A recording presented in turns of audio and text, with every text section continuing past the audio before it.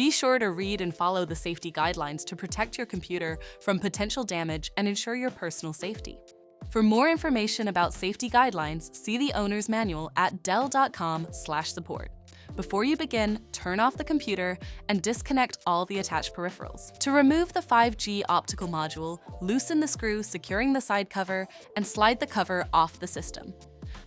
Identify the riser card module and remove the 2 screws. Lift the module out of the system. Identify the 5G optical module and loosen the 2 screws. Loosen the remaining screw and lift the module out of the system. To reinstall the 5G optical module, place it back in the system and tighten the 3 total screws. Place the riser card module back in the system and install the 2 screws. Place the side cover back on the system and secure it with the screw. Please note, the system will only power on and exit service mode if the adapter is connected. For more information about your Dell system, visit dell.com/support.